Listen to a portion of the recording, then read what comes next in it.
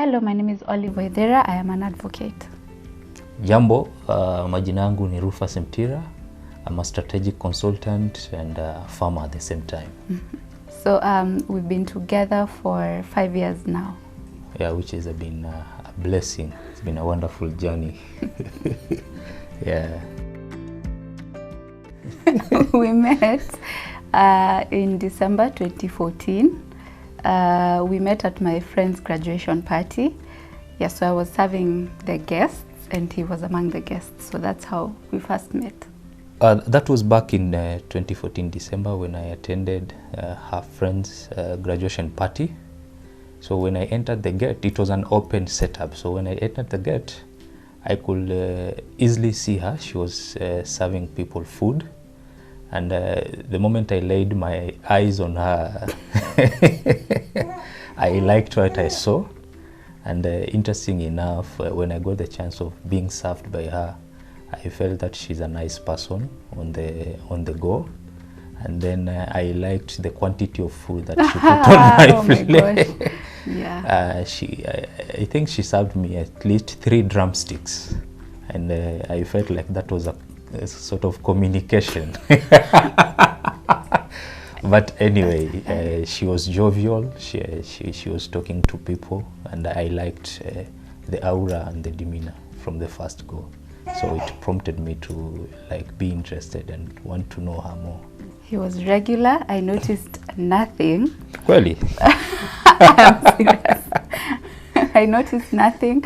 But later on, like when he was leaving, he asked for my number in front of so many people. So I figured he's a confident person. But other than that, I remember even when we went on our first date, I couldn't remember how his face looked like. Oh, God. Looked like.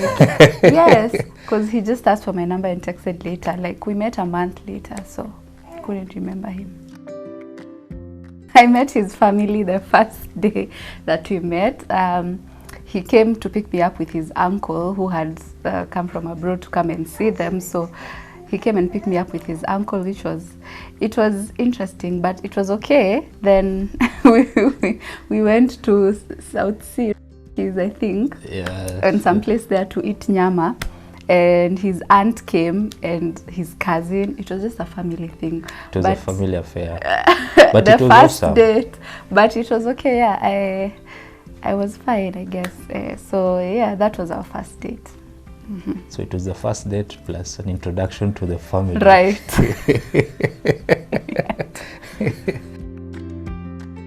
Tulichukua muda sana kujuana, being friends from the word go. And the phone calls really, I want to believe they really helped, because before even coming to have contact with someone, at least ukona an overview of who this person is based on your presumptions that you've made over the telephone conversations. So it made everything very smooth. Also, she's not like a wild person. So coping with her was easy.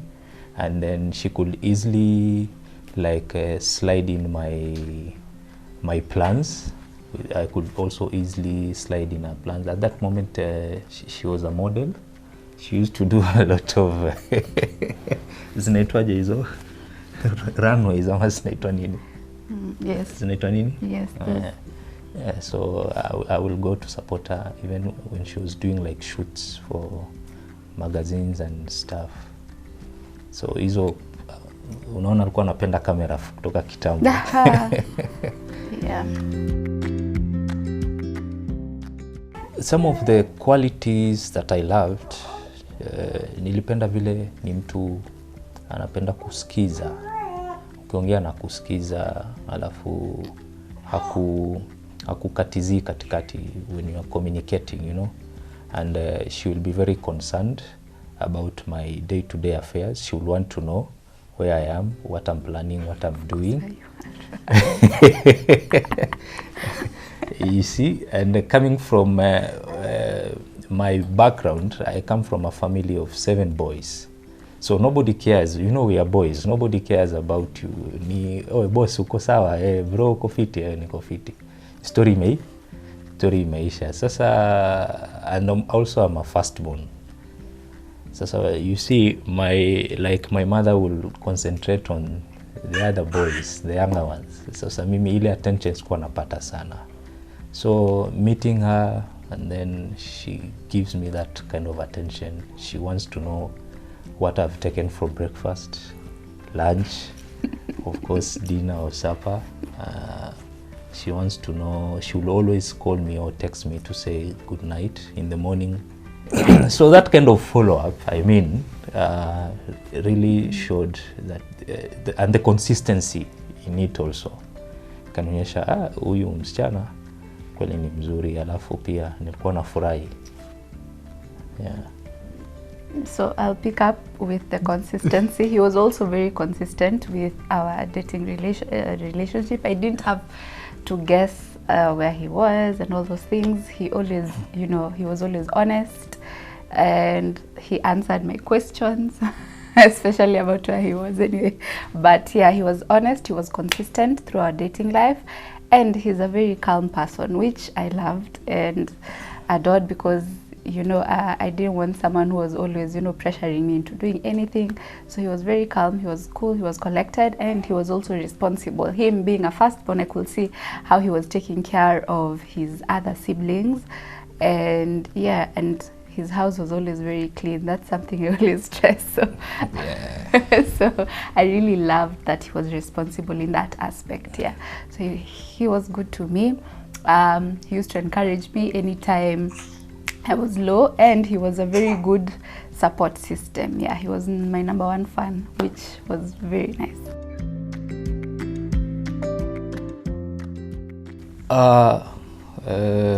Some of the pillars or the cornerstones of a strong dating relationship, I would say, number one, just be yourself. Kuwa tu wewe, yani be yourself. Don't pretend. Don't try to be somebody who you are not, because it will eventually come out. And then number two, honesty is the best policy. Kama umekosea, sema tu ukweli, and try as much as you can. For some, it's not easy. Just ask for forgiveness, and you will be forgiven. I can guarantee you, you will be forgiven. And then my personal experience or my own opinion is, try as much as possible to forget talking about your ex. Don't bring your ex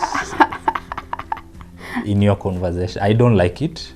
It's I usually see it like a no. It's always a no. And if you ask her, actually, it has helped. Up to today, I usually don't know about anything about her exes. Sitakagi kujua, because huwa naona ni kama at some point inaweza anza kukusumbua, ama unaanza kuwa na mawazo comparison. You start comparing, you see. So while dating, even in marriage, just don't talk about your ex. Ni ex, your story iliisha. Well, another thing is, depending on how you interpret it, there's that thing called expectation. You need to have noble expectations. No one is perfect, so you need to have expectation that is not, you know, I want a guy who's this. It will limit your options.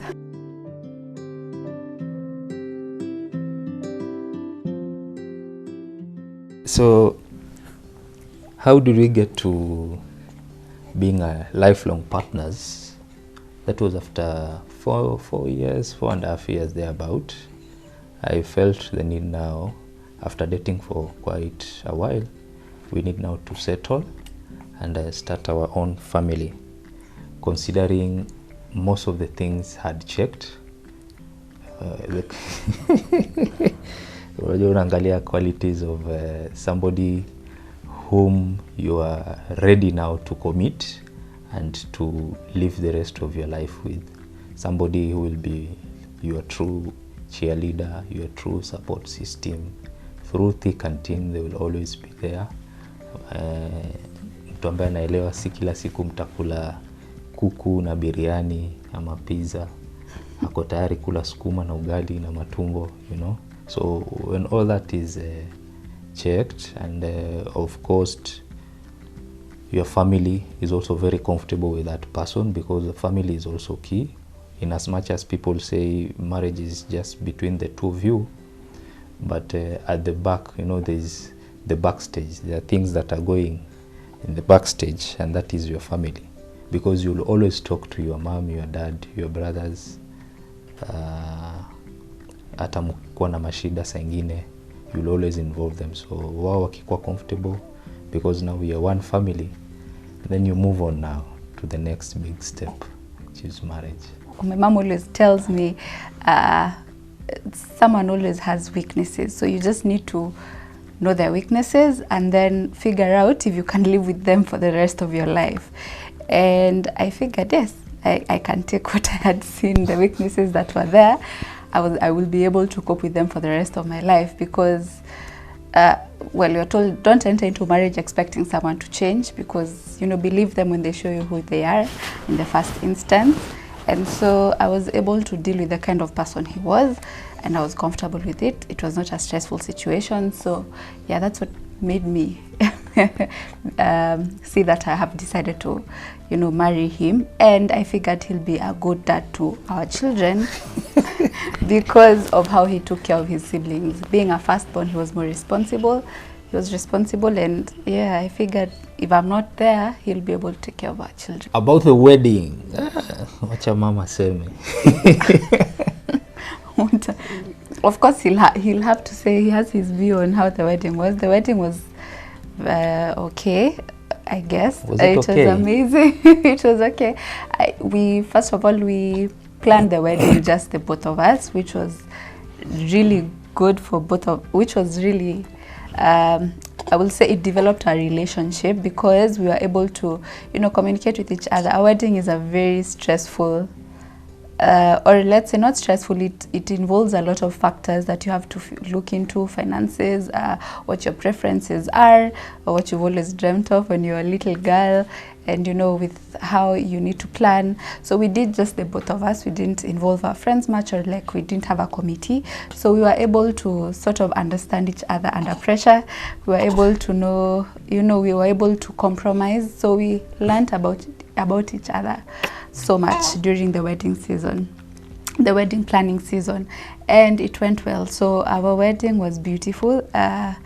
It was okay, I guess.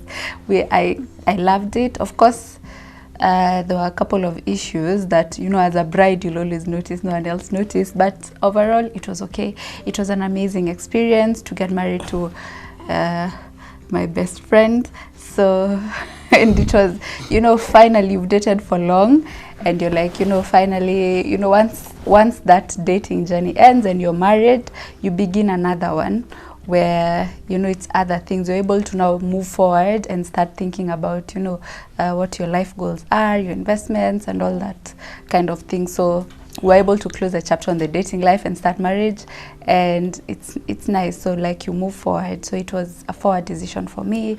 It was like it's about time. So yeah, it was good. It was very intimate because sababu pia haikuwa ya watu wengi sana, so the crowd was manageable, which I really loved. And then the wedding itself was very elegant. People were dressed for the occasion. Nashukuru walisikia maombi yetu kwa sababu mama hapa alikuwa anataka for it to be a black tie affair. Yeah, black tie optional affair. And then the guests wakaitikia mwito. So ukiangalia watu wamevaa vizuri, jamaa wamepiga suti, wasichana ama mama walikuwa wamevaa dresses zao, wameaccessorize vizuri. So tukiangalia video nzima ya harusi ilikuwa inapendeza.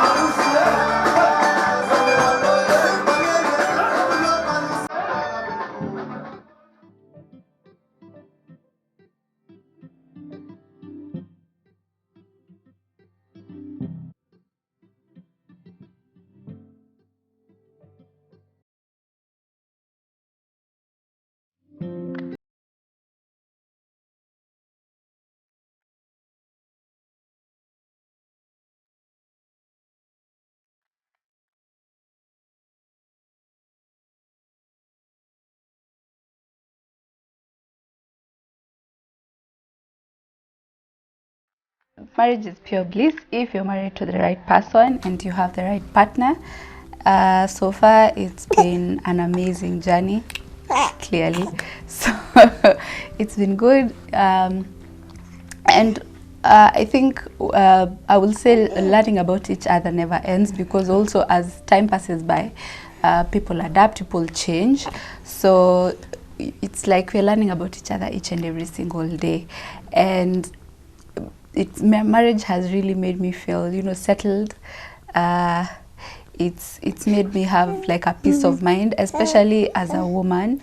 I'm able to be myself.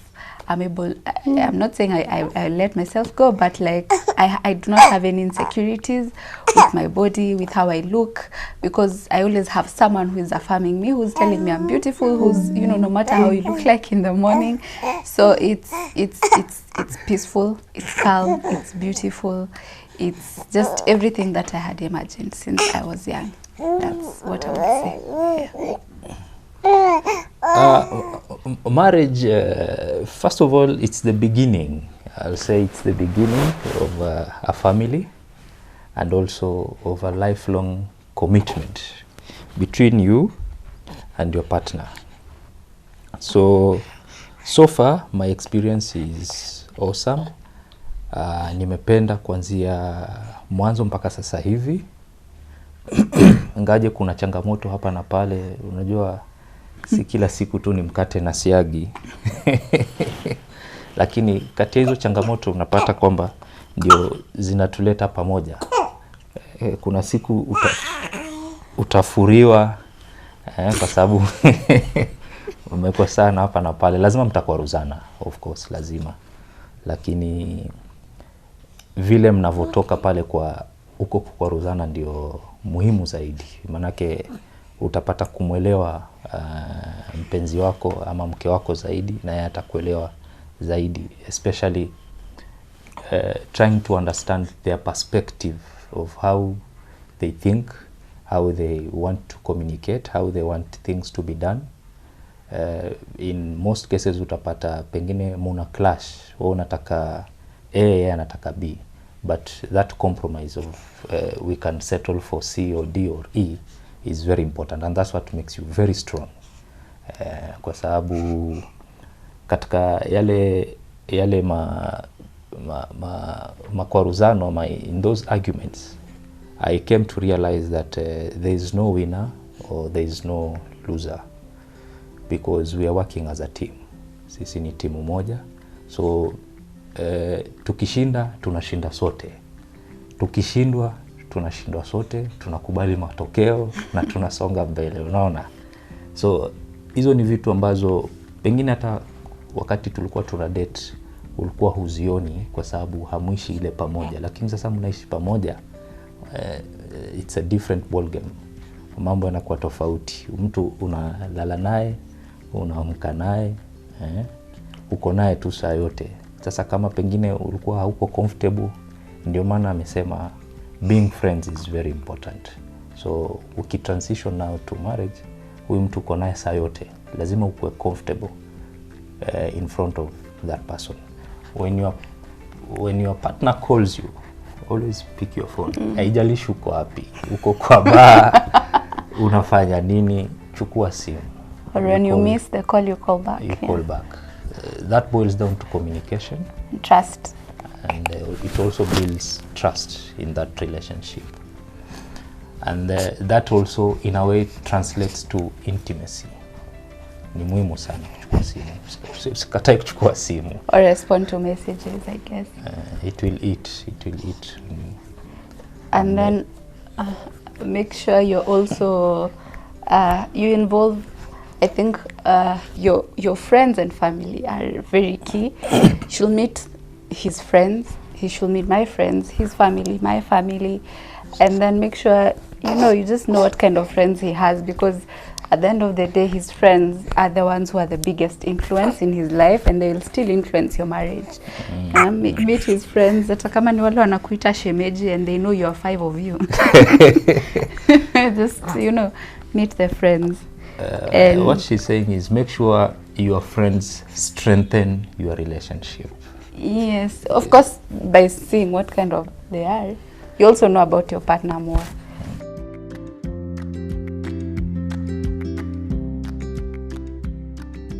So my pregnancy journey, the first 3 months, of course, were hell, but well, manageable. I was at work, so, but of course the waking up was difficult, the usual. And then after that, it was, I think I had an amazing pregnancy. I wasn't getting very sick. My pregnancy was very manageable. It was a very beautiful journey for me. And my husband was very supportive through the journey. If I had cravings in the middle of the night, he used to get me whatever I want. Once the baby came, it was very hard to adjust because I didn't have any other excuse. But yeah, he was very supportive in my pregnancy journey, and he made it much easier. And yeah, I loved my pregnancy.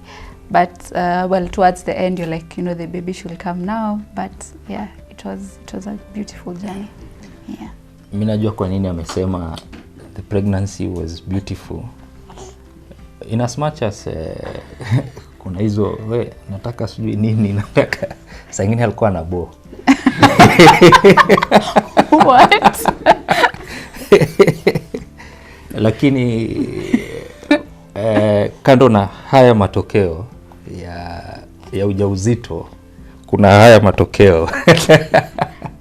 Yeah, he eats together with you. You know, he supports you when you're eating a lot. He has to eat as well, so we both become bigger, which is good anyway. I mean, so ujauzito umefanya nimenona sana. Sikuwa hivi, nilikuwa tu na tumbo langu liko chini, lakini hii miezi 9 mpaka saa hii, wow. How will people know you're married? Nimekuwa nikula sana. So hiyo naweza sema sijafurahia sana kuhusu.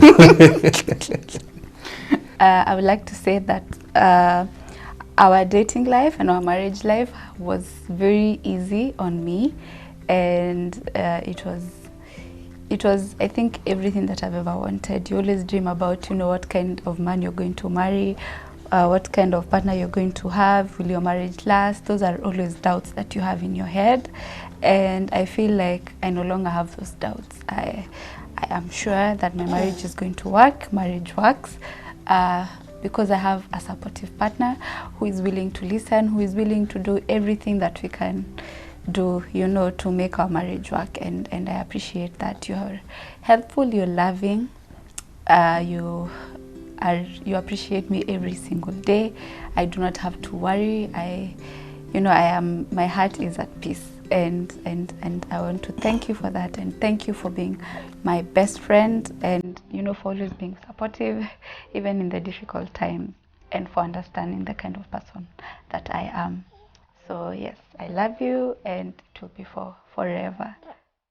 Olive Wezera. Na nimefurahi sana sababu umetupatia mimi na Ari hii nafasi ya kuwa mke wangu kwanza, alafu namba 2 kuwa mama wa nyumba yetu. On behalf of her, we are very grateful, we are very thankful. You've been very supportive, you've been very understanding.